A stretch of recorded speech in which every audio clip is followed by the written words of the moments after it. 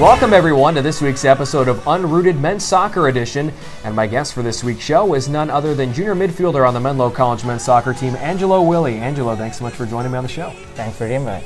You're very welcome. Let's start by getting to know you a little bit better. Now, I know I talked to you about this on Media Day, but I need to get the official pronunciation down of your hometown in Switzerland. So why don't you try and break it out for me, sound it out so I can finally understand it.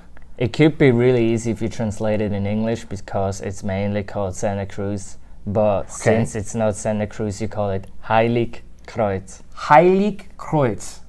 Pretty much, yeah. Heilig, like Santa, and Kreuz, like Cruz. Heilig Kreuz. Yeah. Heilig Kreuz. Yeah, Heilig. Heilig, I gotta get the k in there. Heilig Kreuz. Yeah. Santa Cruz. That's interesting. I had no idea. What a parallel, because we're not too far away from Santa Cruz, California. Yeah. That's awesome. Now, what brought you out here from Heilig Kreuz to the United States? Well, there were many reasons, but I would say the main reason was I can play soccer and study at the same time. Where back home in Switzerland, you can do it too, but it's just on a way harder. Just because you study all day, you have practice in the evening, and then weekends are either you're gone with playing soccer or you study the whole time, so you don't have any free time at all. Now, your first collegiate stop out here in the U.S. was Bluefield College, and you were one of two Bluefield transfers this year, with Andres Zimmerman being the other one. Did you two come out here to Menlo together, or did it just happen that one of you went to Menlo and then the other one went to Menlo and then you found out? It's kind of both, to be honest, just because I was ready for a new challenge. I had 2 years at Bluefield, so I was ready for something new, looked around, found Menlo was really interesting, and I knew Andres also kind of want to transfer, but still don't want to transfer since he only was there for 1 year. So I decided to talk to our coach, Keith Lambert, and he was like, yeah, maybe we could need a goalkeeper. So this is how everything started, and at the end, I just told Andres about my experience here because I was here a couple days during the spring semester. And yeah, I think I persuaded him to come over here. So would you say that of everyone on the team, he's probably your closest friend? Yeah, pretty much, since I know him already now 1.5 years, yeah. Are you guys by chance living together? Yeah, we live here together and we used to live together in Bluefield as well. Perfect. So you guys know all your shenanigans and all that stuff. Everything. Awesome. Now let's talk about the team a little bit. Last week, the Oaks traveled to Tennessee and Kentucky for the first time in program history. A lot of guys haven't had the chance to travel out there before, and I know Bluefield is in Virginia. So what was the travel experience like for not just yourself, but everybody on the whole team?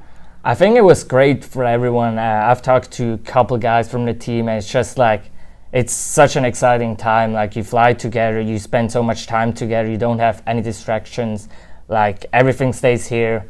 Well, you have to take school stuff with you, obviously. But other than that, it's great experience, great to see the East Coast as well for new people, for people who's never been there. And from this point of view, I would say it was absolutely great. What was your favorite part of the trip? Was there like something that you guys saw that really stood out to you? Some good food? What was it? Actually, we haven't done much since we were just there for 4 days. We played Friday and Sunday. We were focused on playing on Friday, then recovery Friday, Saturday, and then playing Sunday and traveling. So we had a lot to do with recovery and study. But next week we went to a barbecue place, which was pretty good. Where was that at? Was that Tennessee or Kentucky? I think it was in Tennessee, still in Tennessee, yeah. Tennessee barbecue is absolutely fantastic. I've driven through there a few times, and it makes me want to just stay there and never leave. It was good. I really liked it. Are you a big barbecue guy? I love barbecue. Okay, see, there we go. See, because I love barbecue, so it's like home to me out there. Now, Menlo played Cumberland University, and you beat the Phoenix by a score of 3-2, thanks to a multi-goal game from Giovanni Gomez. What allows him to break out and score twice in a game? Because he's already done it now twice so far in 7 games. Yeah, I think that's him. Like, if you compare him with Eric on top, like our starting strikers, Eric is really strong. He goes in the air. So we mostly play Eric, and he wins most of the time the headers anyway. Yep. And if you look at Giovanni Gomez, he's more technically, and he's a really smart player. So he's there where you have to score. Like, he scored 1 PK. That's just how it is. And then the second goal, or the final goal he scored against Cumberland was of his good positioning. Of course, we had the good hard work of Evan, who came through the sideline, but Gio was there at the right time, at the right place, and that's why he scored. And the one thing in common with both of those guys, absolutely rocket legs. They can score from just about anywhere on the field. Exactly, and I think they get along like on the field pretty well. Like they understand their movements, their runnings, and that's why we've been pretty successful so far. Yeah. Now the final contest over there was against number 10 Lindsey Wilson College. It was a 2-0 loss to the Blue Raiders. You guys did get a lot of offensive pressure early in that game and late in the final few minutes. What did you learn from that loss that you're going to take back with you here to California for the rest of your games?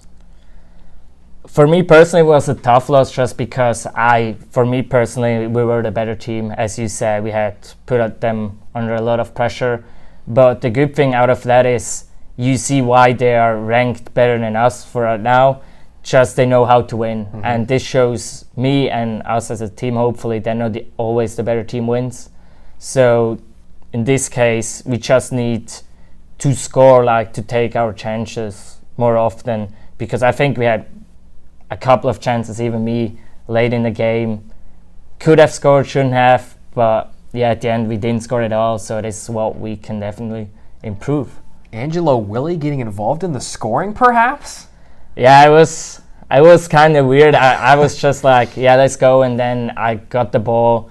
But unfortunately, I shot on Eric instead of to the goal. But you were just making the midfielder play, right? That's what that was. I tried to take the shot, but it didn't work out. But maybe I'll come to another chance.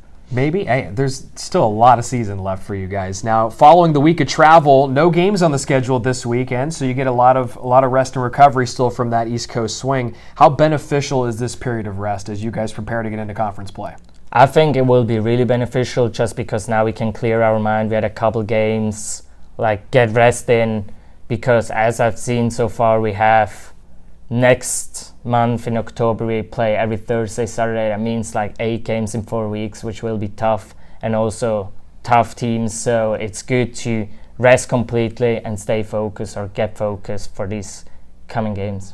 All right, Angelo, let's get into the final segment of the show. It's called Brownie Bites. I'm going to ask you 3 off-the-wall questions. Give me your best answer. Question number 1. Which teammate has the most difficult time pronouncing your hometown?